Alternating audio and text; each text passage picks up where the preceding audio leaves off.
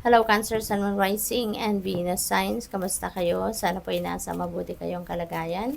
Welcome back po sa Star Tarot. Kung bago kayo dito, welcome din kayo. Thank you for your support. I truly appreciate it. God bless you all po. Cancer, pauna mensahe po ninyo ay older woman. Ayan, dealings or relationship with an older woman. Okay, so you may be dealing with an older woman at this time, Cancer. And this could be someone na malapit sa puso ninyo. Pwedeng lola ninyo to, no?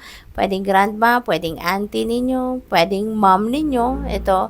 So you're definitely going to be dealing with that person sa ngayon. Maybe you're going to take care of this person. Pwede rin na kung ang iba sa inyo nasa caregiving industry, baka alaga ninyo to, si older woman, no? So, maaari ngayon, kailangan mong alagaan ito ng extra, no? Pwedeng ganon. We have younger man. Ayan, dealing sa relationship with a younger man. Ayan, so this could be your son. Baka anak mo to, si younger man, no? Pwede rin na anak niya. Baka si younger man, anak nito ni older woman. Pwedeng ganun din, no? Or this could be anyone sa buhay ninyo. Depende sa inyong sitwasyon. But definitely, you're going to be dealing with a younger man sa ngayon.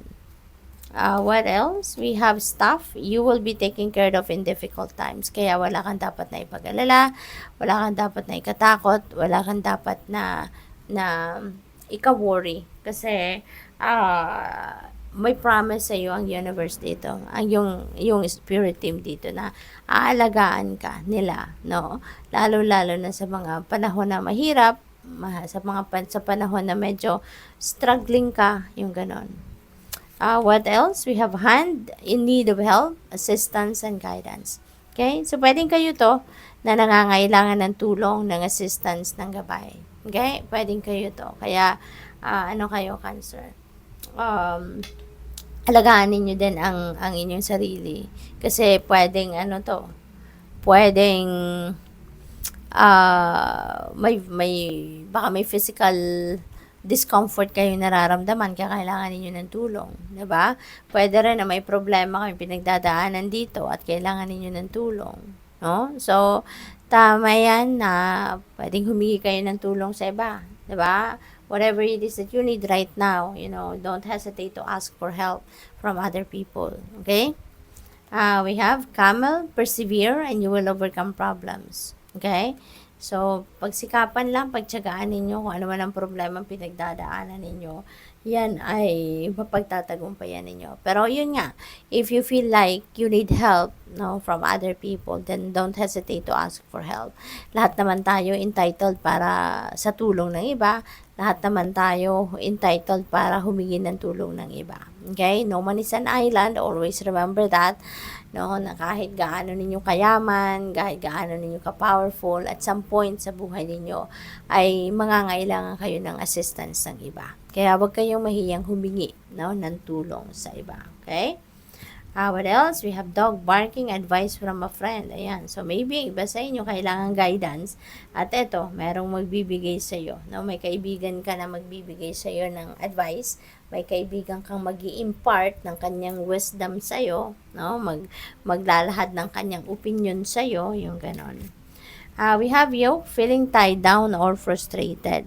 Ayan. So, baka ito yung sitwasyon na kailangan ninyo ng tulong rito. At maaaring advice ang kailangan nyo rito. No?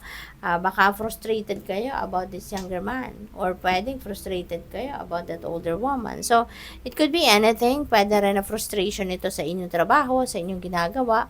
So, that is also possible. Okay? So, what else? We have star. There is guaranteed success. So, napakaganda. Focus kayo dito. Merong guaranteed na tagumpay, na makakamit kayo at this time. Cancer. Kaya, pwedeng tagumpay ito doon sa bagay na kailangan ninyo ng tulong, di ba? Baka pagtatagumpayan ninyo yung isang problema, baka pagtatagumpayan ninyo ang obstacle sa buhay ninyo. Pwede rin na pagtatagumpayan ninyo rito, trabaho, or career ninyo, yung ganon, no? So, maybe may task, may project na ginagawa kayo, and finally, maybe you are going to succeed over that, mapagtatagumpayan mo na yan, no? So, that is super possible. We have torch, spiritual development, enlightenment, awareness, and understanding. Ayan. So, maari ng iba sa inyo, focus ninyo ngayon yung spiritual life, no? Baka ngayon, mas malalim na ang pag-iintindi ninyo about yourself, about your purpose in life, about your relationship with God, relationship with your higher self, yung ganon, relationship ninyo with your angels. So, siguro ngayon, kasi ang iba baka nasa spiritual awakening journey kayo, no? Kaya mas malalong malalim na ngayon ang ano ninyo, ang pag-iintindi, or mas malalim ngayon yung yung nararamdaman ninyo, no? Na dapat ninyong alamin, or dapat ninyong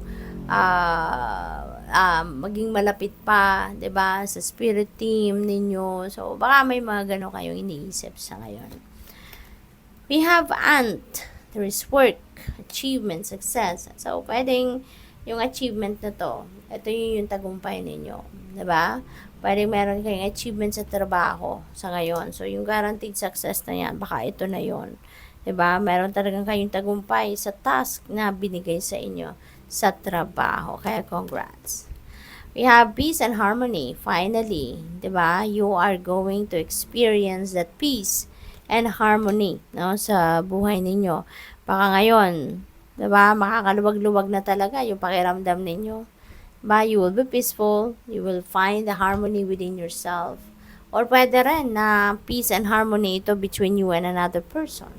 'Di ba? Kasi baka meron kayong ano ngayon, baka itong dalawang ito, no, kung sino man sa kanila, baka yan yung nakapag-frustrate sa iyo, baka sila yung, baka nainis ka sa kanila, meron silang ginawang hindi mo nagustuhan, pero ngayon, baka magkakaayos kayo, 'di ba? Magkakaintindihan na kayo, and you will experience the peace and harmony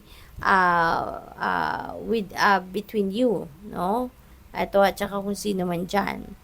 There is a birth or conception of a child or enterprise. So, baka kayo ito, manganganak, or baka buntis kayo. Kung hindi man, baka yung person ninyo, or anyone, no, sa buhay ninyo, malapit sa buhay ninyo, na pwedeng manganganak na, or nagbubuntis, or magbubuntis. Pwede rin na baka meron ditong bagong enterprise, no, nasisimulan kayo. It's either you or kung sino man din na malapit sa puso mo, no, magsisimula ng bagong enterprise. So, congrats and good luck. Thank you for watching Love and Light. Namaste.